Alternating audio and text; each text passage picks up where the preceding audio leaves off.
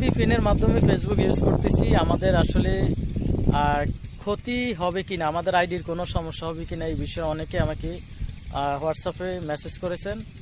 তো আপনাদের উদ্দেশ্যে যে যারা VPN এর মাধ্যমে, আপনি যদি কন্টেন্ট ক্রিয়েটর হয়ে থাকেন, তো VPN এর মাধ্যমে যদি আপনার ফেসবুকটা লগ ইন করে থাকেন, তাহলে আপনি অবশ্যই ঝামেলায় পড়তে পারেন এবং কি আপনার আইডিটা লক হয়ে যেতে পারে, আপনার আইডিটা হারিয়ে যেতে পারে। তো যখন সার্ভার, VPN এর পূর্ণরূপ কি, VPN এর মানে হলো ভার্চুয়াল প্রাইভেট নেটওয়ার্ক, মানে আপনি বাংলাদেশে থেকে অন্য একটা দেশের সার্ভার ইউজ করতেছেন, অন্য একটা দেশের নেট ইউজ করতেছেন। তো VPN এর মানে হলো এটা।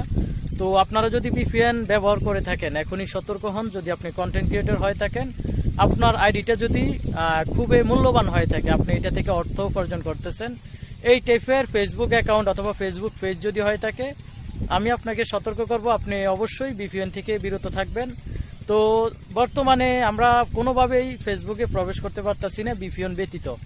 তো আপনারা অনেকেই আবার VPN ব্যবহার করেন। তো যদি VPN ব্যবহার করতে হয়, অপ্রয়োজনীয় যে আইডিগুলো, যে হারিয়ে গেলে আমাদের তেমন একটা কষ্ট লাগবে না, অথবা ইনকামের রাস্তা আমার ফেসবুক নয়, তো এমন আইডিগুলোতে আপনারা চাইলে যেই 4টা 1 যেই VPNটা, এটা ইউজ করতে পারেন। সুপার VPN রয়েছে প্লে স্টোরে।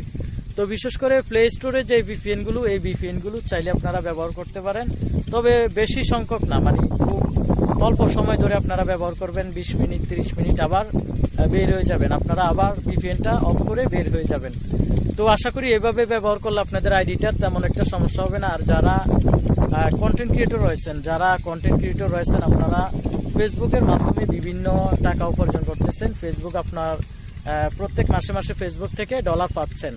তো তাদেরকে অনুরোধ করব, আপনারা কখনো VPN এর মাধ্যমে ফেসবুকে প্রবেশ করবেন না, কিছুদিন অপেক্ষা করুন, দেখুন আসলে ফেসবুক বিষয়ে কি ফলাফল আসে, অথবা ফেসবুকের বিষয়ে কোনো ইনফরমেশন আসে কিনা। তবে একটা জিনিস মনে রাখবেন, ফেসবুক চাইলে বন্ধ করা সম্ভব হবে না, ফেসবুক বন্ধ করে দেবে জিনিসটা এত সহজ না।